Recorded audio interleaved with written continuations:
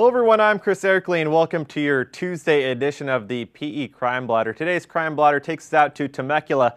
3 men on trial for a 2008 fatal stabbing of a son of a prominent pastor in Temecula. I'm joined now on the iPhone by Sarah Burge from the Temecula Bureau. Sarah, you were in the courtroom this morning.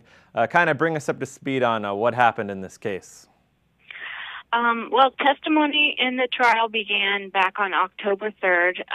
There are 3 people on trial for the fatal stabbing of 22-year-old Ryan Armstrong.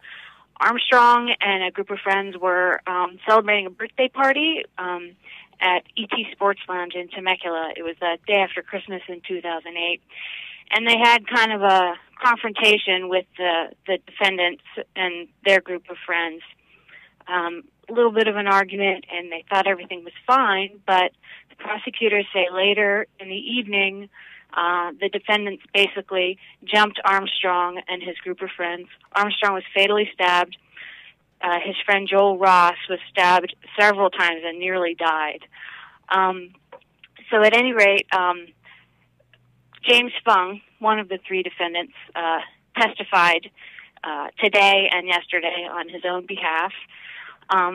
The argument that he's making is that, yes, he did stab somebody, but that he acted in self-defense. He says that he and the other defendants basically got out of the pickup truck and were approaching Armstrong's group of friends, and Fung says that somebody jumped him from behind and was choking him, and that's when he pulled out his knife and stabbed that person. Now, Fung was the only one whose knife was retrieved at the scene, but it's believed that the other 2 were involved in that as well. Yes. It's believed that at least one of the other defendants also had a knife and used it. But at any rate, the knife that was found at the scene had the blood of both Armstrong and Ross on it. The prosecutors say what happened was that Fung had already stabbed Ryan Armstrong when Joel Ross came up behind and tried to pull him off, and that's when Fung stabbed Ross. So, it was a melee out there basically, and, there are differing accounts of what happened. And now as Fung's time on the stand has come to a close, we have closing arguments tomorrow. How can we expect things to play out from here? Yeah, I mean, the judge is going to instruct the jury tomorrow morning, and then they're going to deliver closing arguments, and from there we'll just be waiting for a verdict.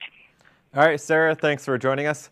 That does it for this Tuesday edition of the PE Crime Blotter. Be sure to stay tuned right here on PE.com for the latest on this story.